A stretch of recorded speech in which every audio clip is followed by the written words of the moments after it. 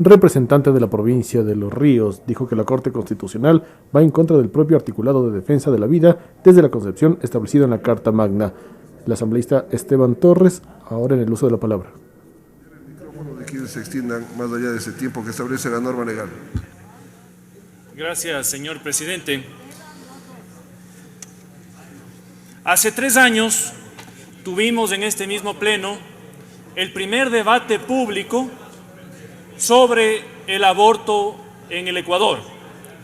Un debate polémico, un debate divisorio, un debate complicado, pero fundamentalmente un debate democrático, que nace además, a pesar de que el aborto está contemplado en el Código Orgánico Integral Penal y en el ex Código Penal desde hace muchísimos años, que tuvo además el entorno de una sociedad ecuatoriana conectada a las redes sociales, que se acerca a los debates de la Asamblea y que participa, a diferencia de lo que pasaba hace muchísimos años. Un reto político, sin duda. Y esa discusión nació precisamente de una vertiente distinta a la que nace esta discusión hoy. Fue de una reforma planteada al Código Orgánico Integral Penal. Luego, hubo una segunda discusión en el Pleno de la Asamblea Nacional, esa vez relativa al Código de la Salud, donde se trataban de forma indirecta ciertos temas relacionados con el aborto. Lo mismo, un debate complicado, y en ese caso, a diferencia del primero, sí una aprobación de la Asamblea Nacional que luego recibió un veto total, en mi criterio correcto, del Ejecutivo.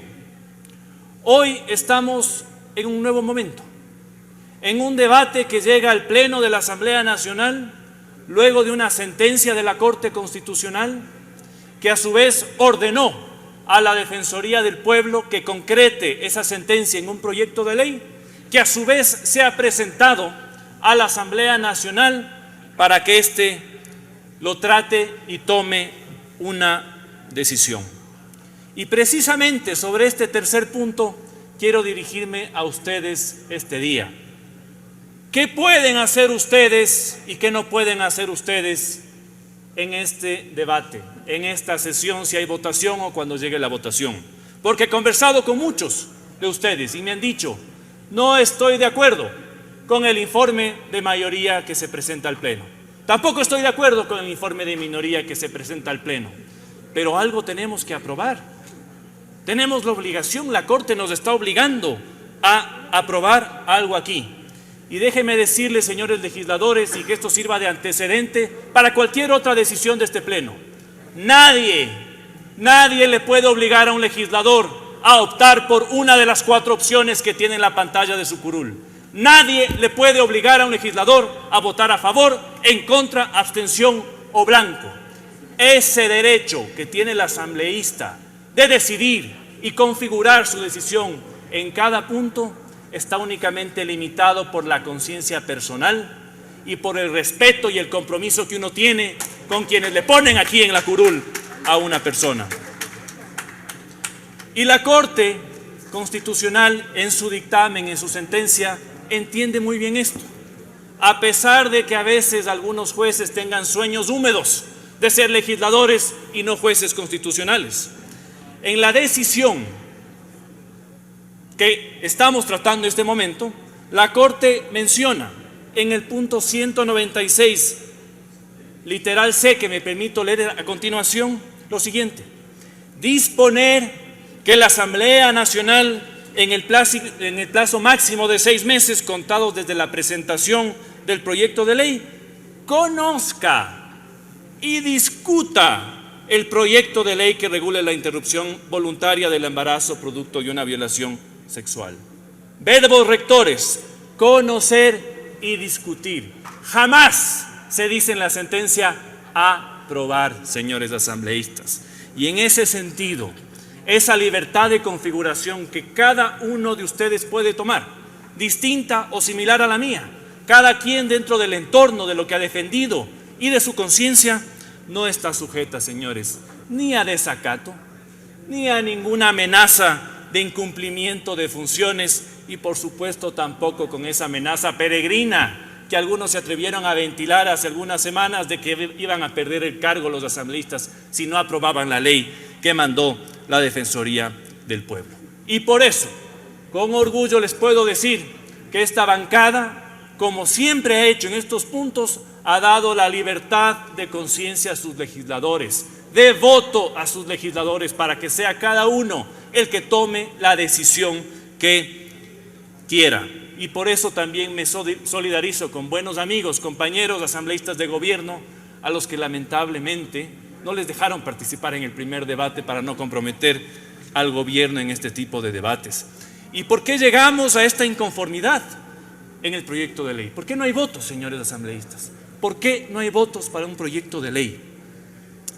Por el momento que relaté en un principio, por lo que sucedió en la Defensoría del Pueblo, en donde afortunadamente ya se han cambiado los funcionarios y los malos funcionarios que estuvieron en el pasado ya no están ahí. ¿Saben lo que pasó? ¿Saben lo que pasó luego de la sentencia de la Corte Constitucional? Cuando la Defensoría tuvo en sus manos la gran responsabilidad de redactar el proyecto que iba a presentar a la Asamblea. Todas las ONGs que están a favor del aborto, todos los grupos extremistas se pegaron a la Defensoría. Se pegaron a la Defensoría. Yo lo digo con nombres, como he dicho desde siempre. CEPAM a la cabeza, la fundación abortista que recibe más de $2 millones de Planned Parenthood. ¿A cuenta de qué? En el Ecuador, ¿a cuenta de qué reciben tanto dinero y luego reparte al resto de ONGs? ¿Qué acaso no nos damos cuenta que esto no es solo una bandera política? En muchos casos es también un negocio, como ya se ha denunciado en los Estados Unidos. Vean ustedes una serie de decisiones judiciales, de investigaciones de la Fiscalía norteamericana contra Planned Parenthood, porque el negocio no está solo en dar apoyo o poner ya clínicas de aborto, como sucede en los Estados Unidos. Luego viene la segunda parte, la comercialización de los tejidos de los fetos. Así que aquí algunos tenemos muy claro por dónde va la pelea, y lamentablemente en ese momento la Defensoría del Pueblo se dejó influenciar por estos grupos extremos y produjo un texto que no tiene los votos. Y lamentablemente luego la Comisión de Justicia reprodujo ese mismo texto en el informe para primer debate, con los 3 puntos complicados que todos conocemos: la temporalidad, la demostración jurídica de que existió una violación para acceder al aborto y el rompimiento de la objeción de conciencia de los doctores. Yo he dicho públicamente, a mí no me consideren en el regateo de semanas, señores asambleístas. A mí no me pongan en el debate de si son 28, 22, 18, 16 o 12 semanas. Yo no cuento con la decisión de decir cuándo va a terminarse con la vida de un ser humano y cuándo no. Tómenla ustedes. Yo por eso, desde un principio he dicho, conmigo no cuenten para esa negociación, para ese regateo. ¿Cuándo matamos al ser humano? ¿Desde cuándo tiene vida? ¿Desde cuándo no la tiene? Esto no se trata de un bingo, señores asambleístas. Esto no se trata de un regateo del precio de la Coca-Cola en la tienda de la esquina. Gracias, señor presidente, ya concluyo. Esto es algo absolutamente serio. Y solo para terminar, señor presidente, porque empecé a hablar cuando estaba el marcador en 1,45, le pido que me dé unos 3 minutos más. Vamos ya no solo al tema de la temporalidad, a la demostración jurídica de cuándo existió una violación. ¿Cuántos de ustedes aquí son abogados, señores asambleístas? Cuando hablamos de violación estamos hablando de un delito autónomo que está presente en el Código Orgánico Integral Penal.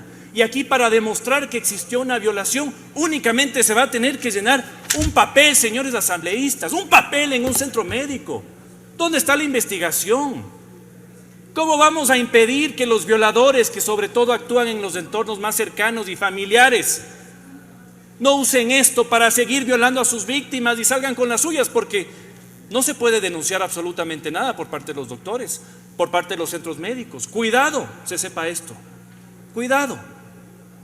Y cuando quisimos combatir y darle seguridades a la ciudadanía contra los violadores, la Corte Constitucional se tumbó la famosa ley Reba. ¿Se acuerdan? Iniciativa de la asambleísta Lourdes Cuesta. Ahí sí había que proteger a los violadores y no separarlos de los entornos en donde cometen sus daños más terribles.